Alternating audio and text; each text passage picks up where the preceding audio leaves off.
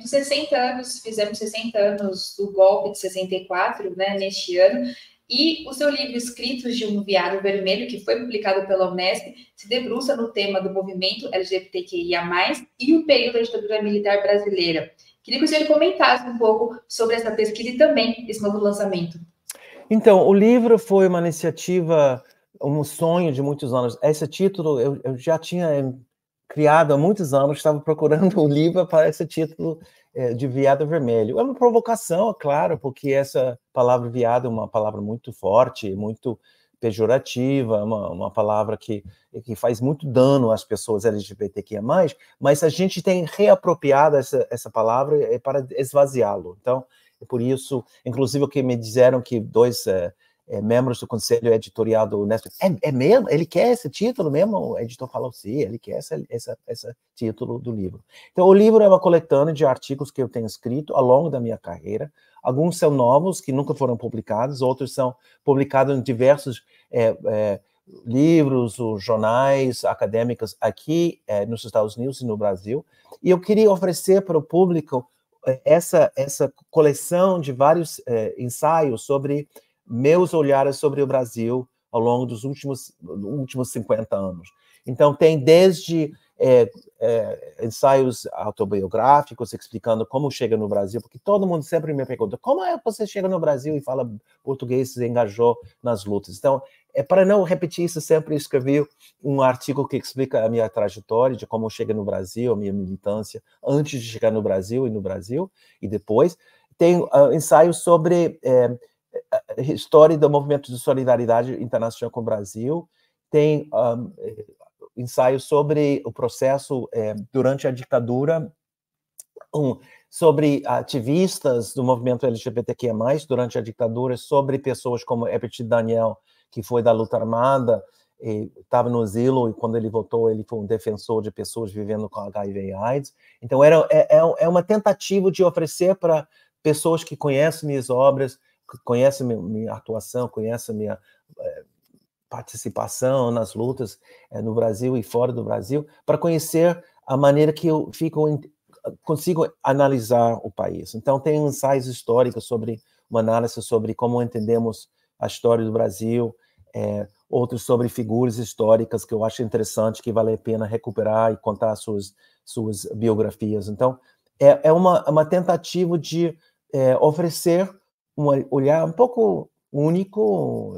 Eu acho que sou uma personagem diferente, quase inédito, um gay assumido, cara da esquerda, que luta há 50 anos em defesa da democracia no Brasil. Eu acho que isso era para compartilhar minhas ideias e ouvir das pessoas o que eles acham desse diálogo que estou sempre tendo com o Brasil nesses 51 anos de namoro com o país. Sim. E, professor, nesse sentido também, foi, não sei se planejado ou não, mas saiu nesses 60 anos do golpe. E também qual a importância desses relatos nesse marco de 60 anos, quando essa questão do movimento LGBTQIA+, me corrija se estiver errado, mas não é tão falado como que foi esse movimento, como ele se comportou, como resistiu durante a ditadura militar, né? Então, isso é fundamental e, na verdade, o livro foi concebido de ser lançado em 60 anos do golpe. Inclusive, quando eu falei com o editor, o Gésio Gutierrez, em 23, ele falou, olha, Jim, você tem um novo livro para ser publicado, a gente gosta do seu trabalho, a gente queria publicar uma coisa que você está escrito. Eu falei assim, olha, eu já tenho um projeto de um livro, que é essa coletânea, e ele falou, mas você pode entregar para mim quando? Eu falei, eu quero te entregar para poder lançar esse livro em março de 24. Então, combinado, vamos fazer. Então, é justamente para marcar 60 anos do golpe. Eu fiz várias atividades políticas em 40 anos do golpe, 50 anos do golpe, e neste ano organizamos um evento na Brown University sobre 60 anos do golpe. E você está mostrando agora uma foto muito importante, histórica, sobre a intervenção do movimento LGBTQIA+, naquela época chamada movimento homossexual, e em defesa das lutas dos operários em greve no ABC no 80, durante a greve geral, quando o Lula estava na prisão. Nós decidimos, 50 gays e lésbicas, participar no 1º de maio, em solidariedade com a greve, com 2 faixas. Uma contra a discriminação do trabalhador homossexual. Eu tenho um orgulho total de dizer que fui eu que pintei essa faixa, comprei o pano, comprei a tinta. Tomei muito cuidado de lembrar que homossexual em português está com 2 S's, em espanhol com um S só. E nós marchamos 50 pessoas na passeata, no ABC, em São Bernardo, entrando no estado Vila Euclides, onde houve as assembleias gerais para votar ou não a greve, com as nossas 2 faixas. Outra faixa era contra a intervenção nos sindicatos do ABC, porque estavam sobre a intervenção da ditadura militar.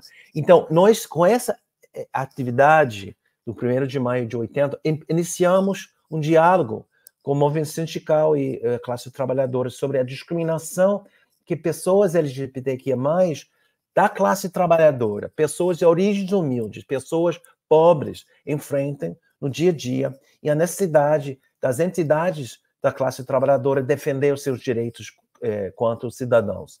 Então, isso foi o primeiro diálogo, e em 80, e ao longo dos anos, o movimento tem crescido, as paradas são milhões de pessoas em todo o país, as conquistas democráticas que o movimento conseguiu ao longo dos anos representam uma trajetória de muitos anos de resistência contra a ditadura.